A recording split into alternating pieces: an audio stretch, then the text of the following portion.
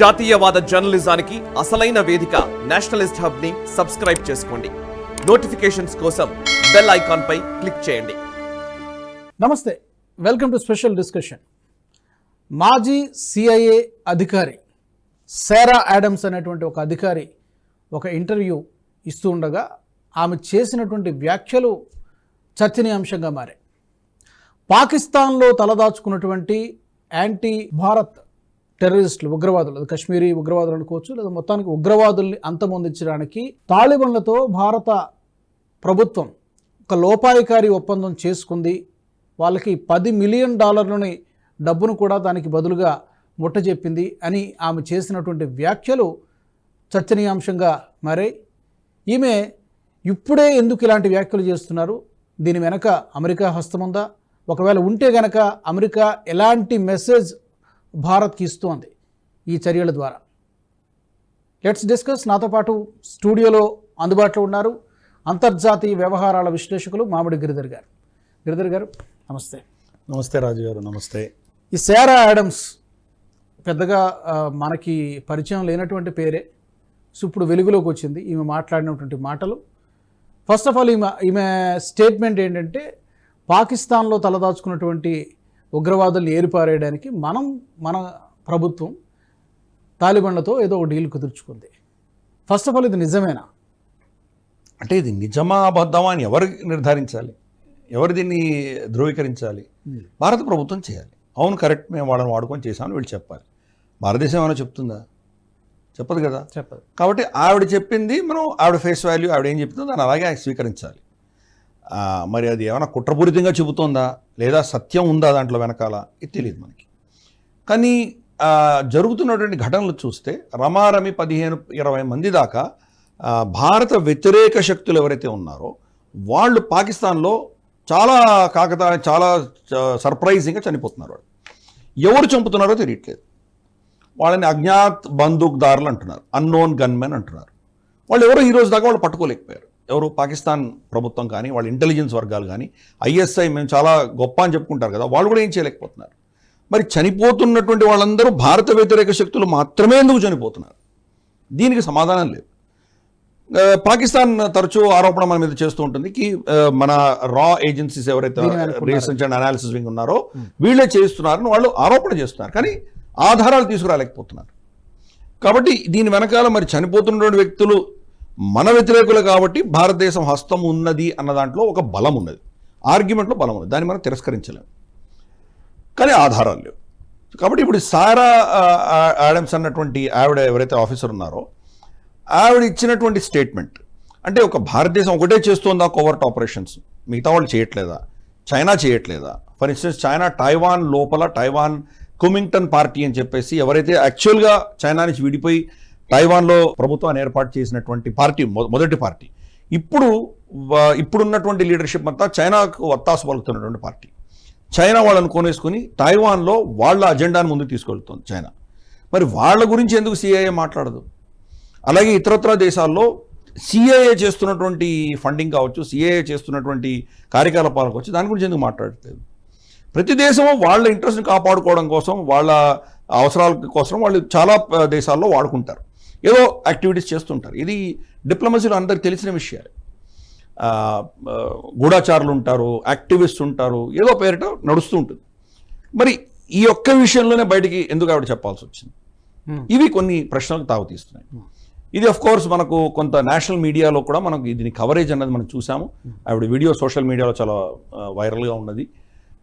దీని వెనకాల మనం కనుక చూసామంటే ఒక సిరీస్ ఆఫ్ ఈవెంట్స్ జరుగుతున్నాయి.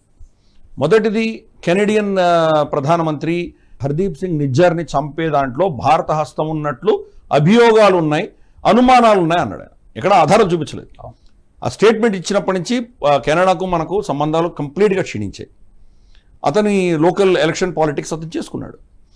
అతను నిజ్జర్ చనిపోయిన సంవత్సరం గడిచింది కాబట్టి ఆ రోజు పార్లమెంట్, కెనడియన్ పార్లమెంటు 2 నిమిషాలు మౌనం కూడా పాటించింది.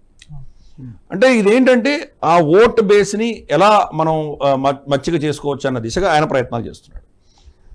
అతను ఒత్తిడి మీద అంటే బిగ్ 5 ఐస్ అంటారు. ఈ 5 ఐస్ ఏంటంటే బ్రిటన్ నుంచి వెళ్ళి వలస వెళ్ళి దేశాలు స్థాపించినటువంటి 5 దేశాలు, UK, Canada, USA, Australia, New Zealand. ఈ 5 దేశాల్లోనే మనకి ఖలిస్తానీ ప్రాబ్లం మనకు కనిపిస్తుంది. 5 దేశాల్లో ఏంటంటే ఒకరికి ఏమైనా జరిగితే కనుక మిగతా 4 కూడాను వాళ్ళ పక్షాన్ని నిలబడతారు, వాళ్ళు వ్యతిరేకంగా మాట్లాడరు. ఎప్పుడైతే కెనడా ఈ స్టాండ్ తీసుకుందో అమెరికా కూడా వాళ్ళని సమర్థించేటువంటి ప్రయత్నం చేసింది. పైపెచ్చు గుర్పట్వంత్ సింగ్ పన్నూను చంపడానికి ఇక్కడ ఎవరో అధికారులు ప్రయత్నించారు, దానికి నిఖిల్ గుప్తా అనేటువంటి వ్యక్తిని వాడుకున్నారు అని చెప్పి ఒక అభియోగం. నిఖిల్ గుప్తాని వాళ్ళు చెకస్లోవాకియాలో అరెస్ట్ చేయించారు. అక్కడ అతన్ని అక్కడి నుంచి ఎక్స్ట్రాడిషన్ చేసి అతన్ని అమెరికాకి తీసుకోవడం కూడా జరిగింది. అమెరికాలో కోర్టులో ప్రవేశపెడితే నేను నిర్దోషిని అని చెప్పాడు అతను. సరే, కేసు నడుస్తుంది, ఎప్పుడవుతుందో మనకు తెలియదు. తరచూ ప్రతి కొన్ని రోజులకి అక్కడి నుంచి స్టేట్మెంట్స్ వస్తుంటుంది, మేము భారతదేశంతో మాట్లాడుతున్నాము, దీని మీద వాళ్ళు ఇన్వెస్టిగేట్ చేయమంటున్నాము, మా దేశంలో మా పౌరులకు వ్యతిరేకంగా ఇటువంటి కార్యకలాపాలు చేస్తే మేము ఊరుకోం, దాన్ని అపేక్షించాము, మా రెడ్ లైన్స్ అంటూను వాళ్ళ అంబాసిడర్, భారతదేశంలో ఉన్నటువంటి ambassador, American ambassador Eric Garcetti, ఆయన కూడా స్టేట్మెంట్ ఇవ్వడం జరిగింది. కాబట్టి ఈ పన్నూన్ విషయం కావచ్చు, నిజ్జర్ విషయం కావచ్చు, తరచూ వీళ్ళు ఏదో విధంగా మన మీద ఒత్తిడి తీసుకొచ్చే ప్రయత్నం చేస్తున్నారు. దానికి ఒక నెరేటివ్ బిల్డ్ చేశారు. ఏం నెరేటివ్ బిల్డ్ చేశారంటే 2-3 ఉన్నాయి. ఒకటి, పాకిస్తాన్ ఏమంటుందంటే వీళ్ళు చాలా టెర్రరిస్ట్ దేశం భారతదేశం, ప్రపంచవ్యాప్తంగా వీళ్ళు వాళ్ళకు వ్యతిరేకంగా ఉన్నటువంటి మానవ హక్కుల పోరాటం చేస్తున్నటువంటి వ్యక్తులు వీళ్ళు చంపేస్తున్నారు, ఇది చాలా టెర్రరిస్ట్ దేశం అంటూ ఒక నెరేటివ్ తీసుకొచ్చారు. వాళ్ళ దురదృష్టం ఏంటంటే ప్రపంచంలో ఎవరు కూడా వాళ్ళ మాట వినేటువంటి పరిస్థితి లేదు. కానీ ఆ నెరేటివ్ని వాడుకోవడానికి మాత్రం అమెరికా, సిఐఏ వీళ్ళు ప్రయత్నాలు చేస్తున్నారు. అలాగే మనం చూస్తే కనుక అమెరికాలో ఉన్నటువంటి డెమోక్రాట్స్ ఎవరైతే ఉన్నారో వాళ్ళు జనరల్గా భారతదేశానికి వ్యతిరేకంగా ఉన్నటువంటి ప్రభుత్వాలే మనకు చూసాం. వాళ్ళు మనల్ని ఏదో కంట్రోల్ చేయాలన్న దిశగా ఇటువంటి వాడుకుంటారు.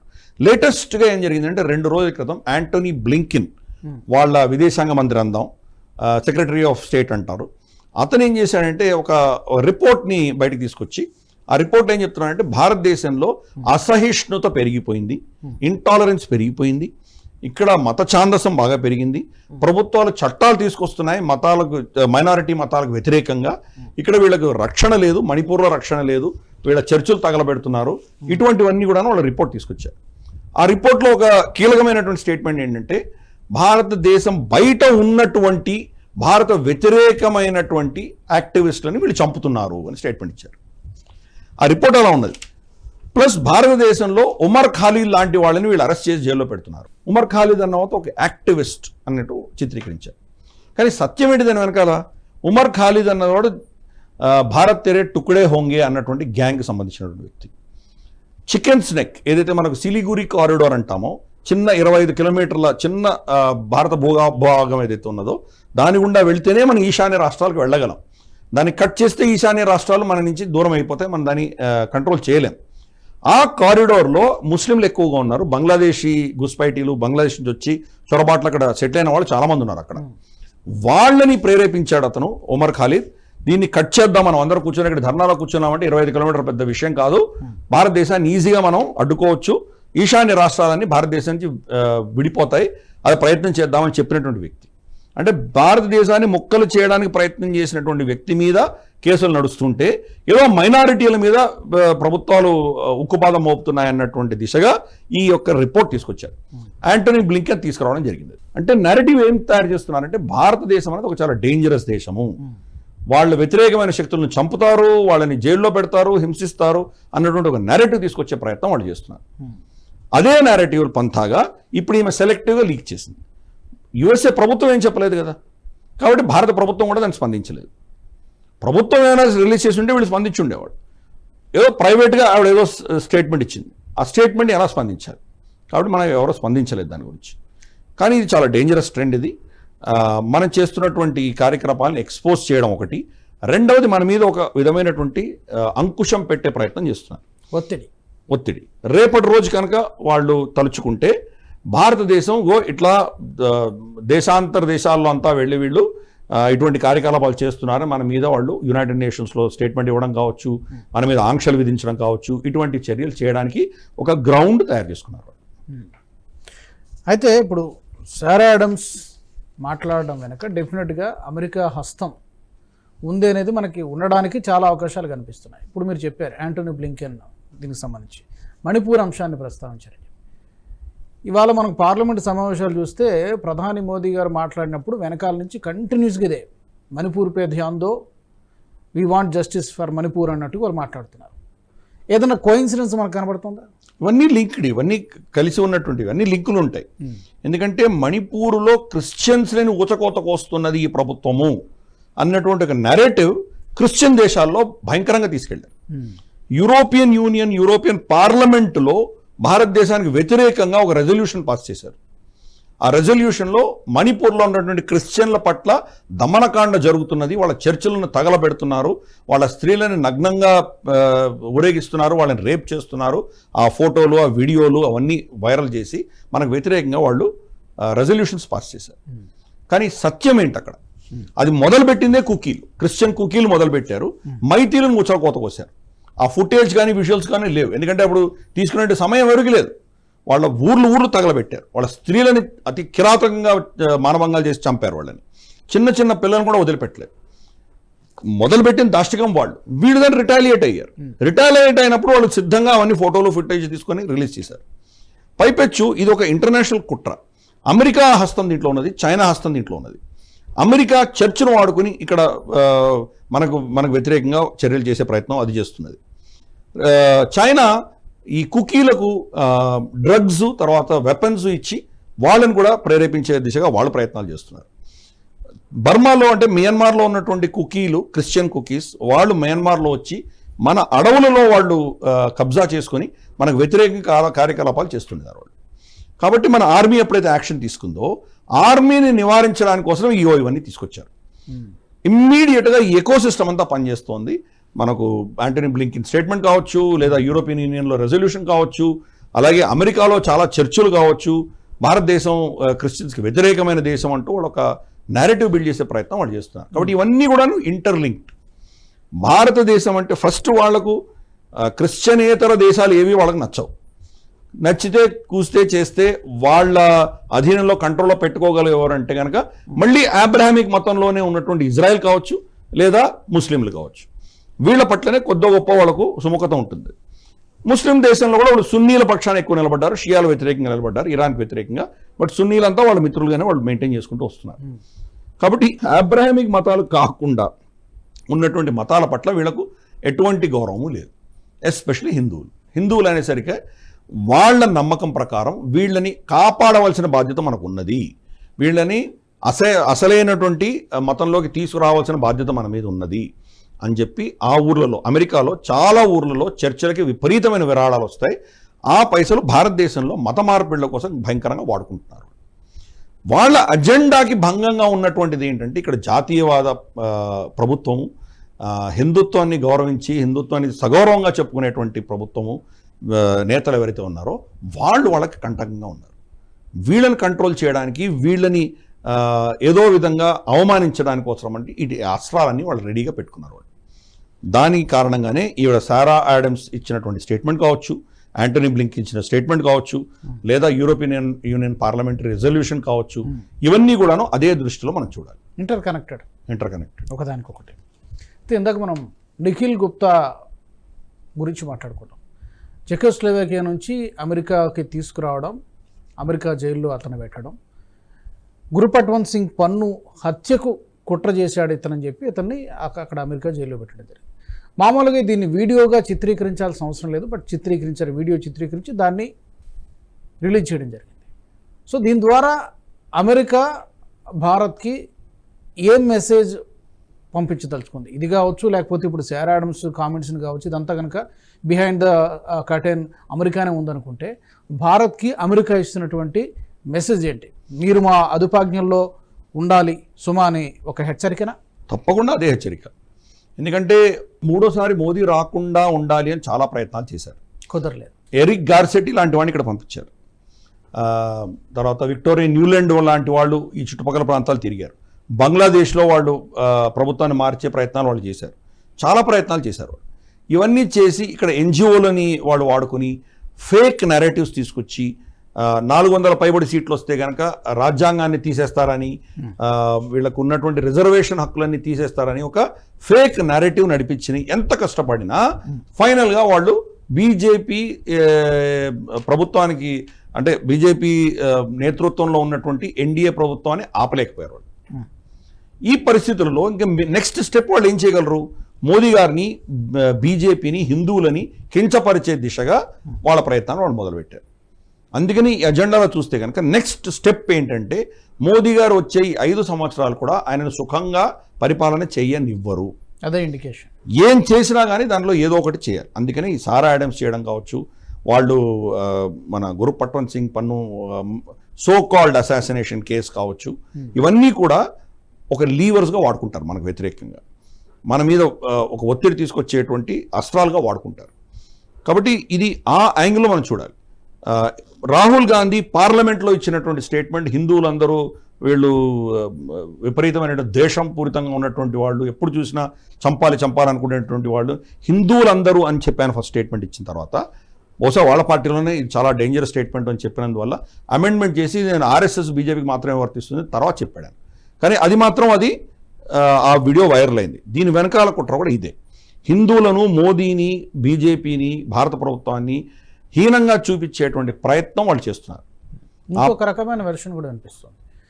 హిందువులు మీతో లేరు అని చెప్పే ప్రయత్నం, హిందువులు మొత్తానికి మీరు ఒక్కరే ప్రతినిధి కాదు అని చెప్పే ప్రయత్నం కూడా రాహుల్ గాంధీలో కామెంట్స్ని బట్టి, నిన్న చేసినటువంటి కామెంట్స్ని బట్టి అలా కూడా తీసుకోవచ్చు. అంటే ఇవన్నీ కూడా అటెంప్ట్స్ దేనికంటే ఎవరైతే హిందువులు ఎవరిని గౌరవిస్తున్నారో, వాళ్ళకి నేతృత్వం ఎవరు వహిస్తున్నారో వాళ్ళని కించపరిచే దిశగా చేసినటువంటివి. నేను ఆ విషయం నేను ఒప్పుకుంటాను. బీజేపీ, ఆర్ఎస్ఎస్ వీళ్ళు మాత్రమే హిందువులందరికీ రిప్రజెంటేటివ్ కాదు. ఎందుకంటే వీళ్ళ ఈ 2 పార్టీలకి అతీతంగా హిందూ సమాజం చాలా పెద్ద సమాజం. అందులో చాలా ఉన్నాయి. మనకు విశ్వ హిందూ పరిషత్, మనకు హిందూ మహాసభ కావచ్చు, లేదా ఇతరత్ర మనకు ఉన్నటువంటి పీఠాలు కావచ్చు, మఠాలు కావచ్చు, బీజేపీ ఆర్ఎస్ఎస్ సంబంధం లేనటువంటి చాలా అంశాలు ఉన్నాయి. కాబట్టి రాహుల్ గాంధీ చెప్పిన దాంట్లో సత్యం ఉన్నది. అది కానీ ఆయన చెప్పని విషయం ఏంటంటే ఈ దేశంలో ఉన్న మైనారిటీలకు అందరికీ రిప్రజెంటేషన్ రాహుల్ గాంధీ. బీజేపీ హిందువులకు అందరికీ రిప్రజెంటేటివ్ కాకపోవచ్చు, ఆర్ఎస్ఎస్ హిందువులకు అందరికీ రిప్రజెంటేటివ్ కాకపోవచ్చు, కానీ రాహుల్ గాంధీ మాత్రం మైనారిటీలకు రిప్రజెంట్ చేసే వ్యక్తి.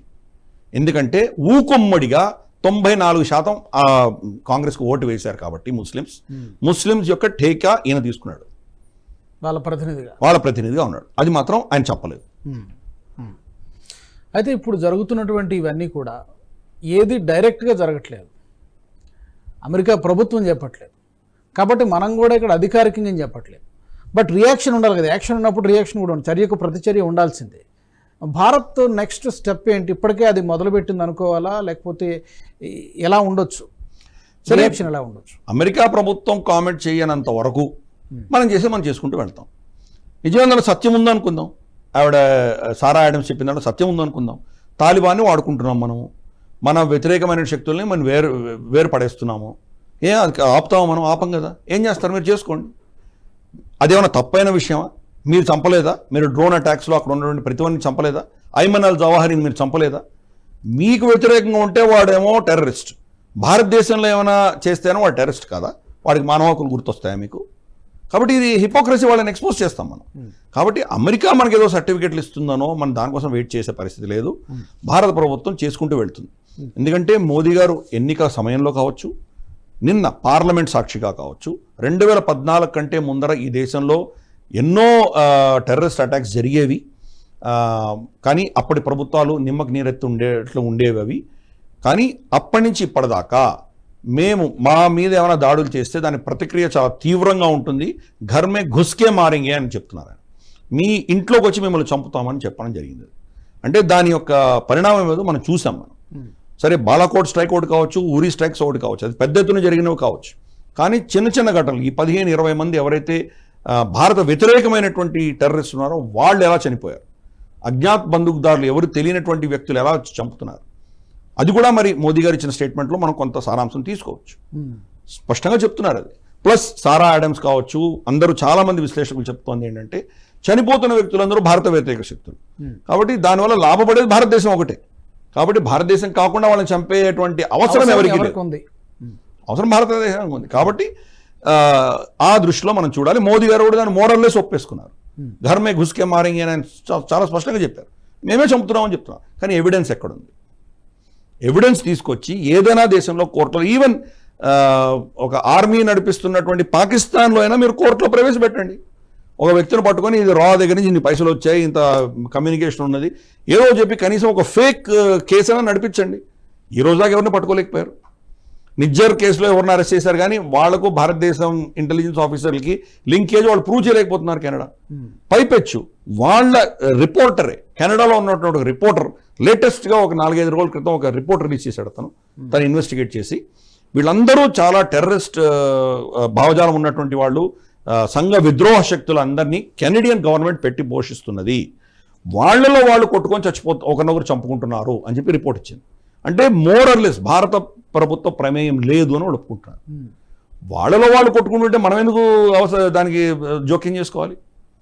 మనకు తెలుగులో సామెత ఉంది, కాగల కార్యం గంధర్వులే చేయంగా మనం ఎందుకు దాన్ని వేలు పెట్టాలి? కాబట్టి అది పరిస్థితి అక్కడ. కాబట్టి దీంట్లో వీళ్ళు నడిపిస్తున్నటువంటి నెరేటివ్ ఒకటైతే, అక్కడ ఉన్నటువంటి సత్యాలు వేరే. సత్యం ఎస్, భారత వ్యతిరేక శక్తుల్ని బహుశా భారతదేశమే ఎలిమినేట్ చేస్తున్నది, ఇది కూడా సత్యం, ఎవిడెన్స్ లేదు. మూడవది, వాళ్ళు ఏదైతే భారతదేశం వ్యతిరేకంగా అభియోగాలు మోపుతున్నారో దానికి వాళ్ళ దగ్గర ఎవిడెన్స్ ఏమి చూపించలేకపోతున్నారు. సో అందుకని ఇది చాలా క్లిష్టమైన పరిస్థితి. ఇది దాని ఆసరాగా వాడుకుని వాళ్ళ అజెండాను ముందుకు తీసుకెళ్లేటువంటి ప్రయత్నం ఇండి కూటమి చేస్తున్నది. ఇక్కడ ఉన్నటువంటి శక్తులు, ఇక్కడ ఉన్నటువంటి ఎన్జిఓలు వీళ్ళందరూ చేస్తున్నారు, ధ్రువ్ రాఠీ లాంటి వాళ్ళు అందరూ చేస్తున్నారు. ఒక ఎకో సిస్టమ్ పనిచేస్తున్నది భారతదేశానికి వ్యతిరేకంగా. దీన్ని గమనించాలి మనం. కాబట్టి యాడమ్, మన ఎవరైతే మన సారా యాడమ్స్ ఇచ్చినటువంటి స్టేట్మెంట్ ఉందో పెద్ద ఆశ్చర్యకరమైన విషయం ఏం కాదు. కానీ ఒక భారతదేశానికి సంబంధించి మాత్రమే ఆవిడ సెలెక్టివ్గా చెప్పడం, మిగతా దేశాల గురించి చెప్పకపోవడం అన్నది స్ట్రాటజీలో భాగంగా. ఇజ్రాయెల్ మరి ఇరాన్లో ఎంతమంది చంపింది, దాని గురించి ఎందుకు మాట్లాడట్లేదు ఆవిడ? ఇలా చాలా ప్రతి దేశం ఏదో ఒకటి చేస్తుంది, దాని గురించి ఎందుకు మాట్లాడదు? సౌదీ అరేబియా వెళ్ళి వేరే దేశాల్లో వాళ్ళ ఏంటంటే కుటుంబం, రాజకుటుంబం ఏంటంటే దానికి వ్యతిరేకంగా చేస్తున్న వాళ్ళని చంపేస్తారు వాళ్ళు. మరి దాని గురించి ఎందుకు మాట్లాడట్లేదు? అలాగే ఎన్నో దేశాలు వాళ్ళ ఇంట్రెస్ట్ని కాపాడుకోవడానికి వేరే దేశాల్లో వెళ్ళి యాక్షన్ చేస్తున్నారు, దాని గురించి మాట్లాడలేదు. కాబట్టి ఇదంతా కూడా ఒక పథకం ప్రకారం జరుగుతున్నది స్పష్టంగా అర్థం చేసుకోవాలి. అందుకని భారత ప్రభుత్వాన్ని ఈరోజు భారత ప్రజలందరూ కూడా సమర్థించవలసినటువంటి విషయం. మన ఇంట్రెస్ట్ని కాపాడుకోవడానికి, మన భారతదేశ రక్షణను కాపాడుకోవడానికి, మన ఇంట్రెస్ట్ని కాపాడుకోవడానికి మనం ఇటువంటి శక్తులు మనల్ని ఏదో మన మీద నేరస్తులుగా చూపించేటువంటి ప్రయత్నాలు చేస్తారో అటువంటి ప్రయత్నాలను వమ్ము చేయాలి. మన కేంద్ర ప్రభుత్వానికి మద్దతుగా మనం నిలవాల్సిన ఆవశ్యకత మన మీద ఉంది. అయితే తాలిబాన్ ప్రభుత్వం ఏర్పడిన తర్వాత ఏ రోజు కూడా ఆ ప్రభుత్వాన్ని గుర్తిస్తున్నట్టుగా మన భారత్ ప్రకటించలేదు. కానీ ఇప్పుడు వాళ్ళతో ఒప్పందం కుదుర్చుకున్నారా లేదనే దానికి కూడా దానికి ఏం ఎవిడెన్స్ ఏం లేదు. దీనికి కౌంటర్ ఇవ్వాల్సిన అవసరం ఉందా, లేకపోతే ఇవ్వకుండా మౌనమే? ఎందుకంటే ప్రపంచ దేశాల ముందు ఏ విధమైనటువంటి మెసేజ్ వెళ్తుంది? తాలిబాన్ అనేది మన ఉద్దేశం ఏంటంటే అది ఒక ఉగ్రవాదులు, వాళ్ళకు ప్రజాస్వామికంగా ఏర్పడినటువంటి ప్రభుత్వం కాదనేది ఒక అభిప్రాయం. ఏమైనా కౌంటర్ ఇవ్వాల్సిన అవసరం ఉందా? అంటే సారా యాడమ్స్కి కౌంటర్ ఇవ్వాల్సిన ఆవశ్యకత లేదు. కానీ తాలిబాన్ ప్రభుత్వంతో భారతదేశం ఒక విధమైనటువంటి డిప్లొమాటిక్ అండర్స్టాండింగ్ తప్పకుండా ఉన్నది. మనము వాళ్ళు తాలిబాన్ టేక్ ఓవర్ చేసిన తర్వాత 1 సంవత్సరం ఆగిన తర్వాత మన టెక్నికల్ టీం పంపించాం. అక్కడ మన అంబాసిడర్ని పంపించలేదు, వాళ్ళని రికగ్నైజ్ చేయలేదు, కానీ టెక్నికల్ టీంని పంపించాం. ఎందుకు పంపించాము? అక్కడ ఉన్నటువంటి వ్యక్తులు భారతదేశానికి రావాలంటే వీసాలు ఇవ్వాలి. వాళ్ళకి వీసా లేకుండా ఎలా వస్తారు? For instance Afghan cricket team ఉన్నది, వాళ్ళు భారతదేశానికి రావాలంటే ఎలా వస్తారు?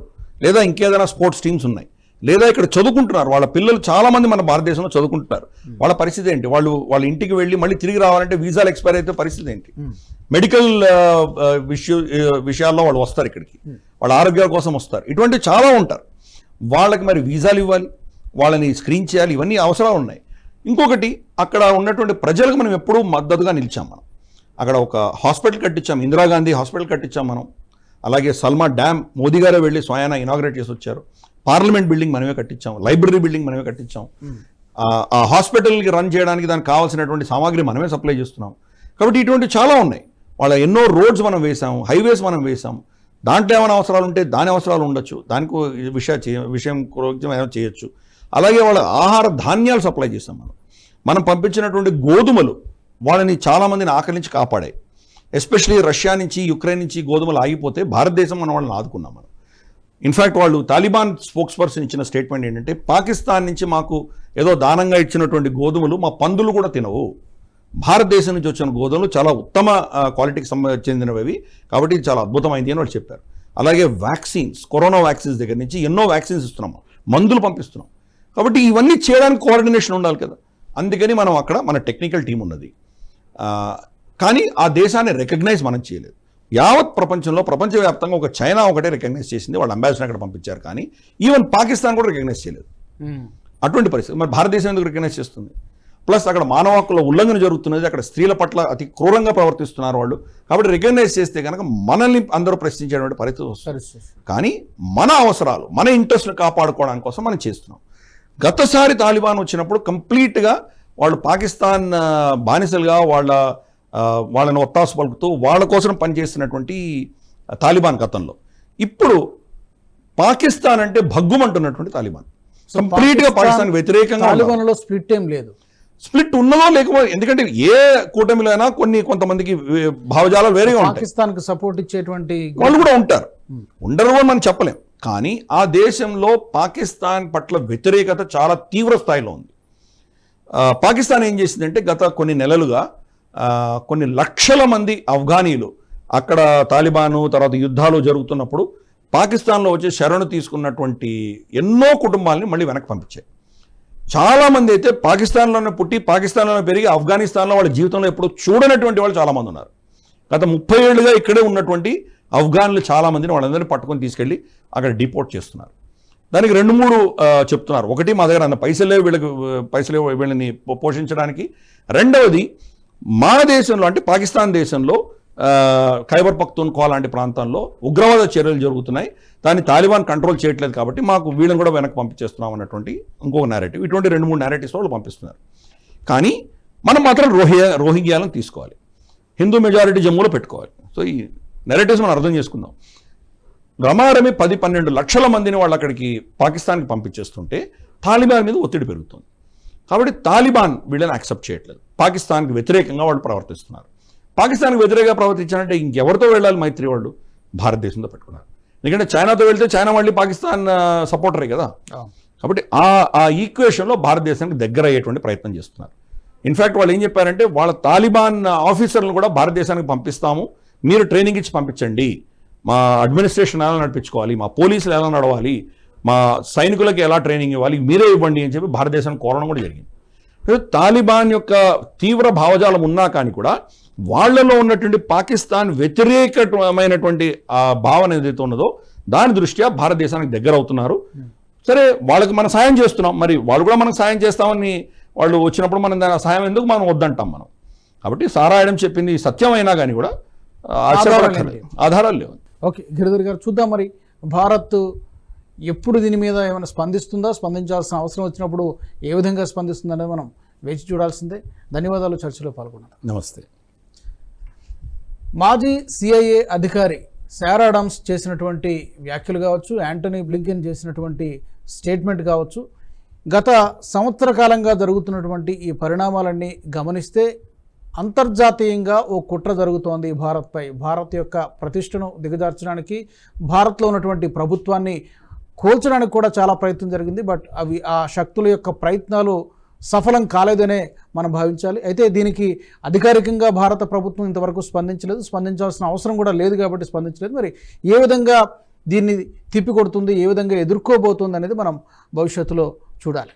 ఇది వాటి ప్రత్యేక చర్చ కార్యక్రమం. Keep watching Nationalist hub. ఈ వీడియో మీకు నచ్చినట్టయితే లైక్ చేయండి, 10 మందికి షేర్ చేయండి. అలాగే కామెంట్ల రూపంలో మీ అభిప్రాయాలను మాతో పంచుకోండి. Nationalist hub group of channels ను సబ్స్క్రైబ్ చేసుకుని తెలుగునాట జాతీయవాద జర్నలిజాన్ని ప్రోత్సహించండి. ఈ వీడియో కింద ఉన్న బెల్ ఐకాన్ పై క్లిక్ చేయడం మర్చిపోవద్దు.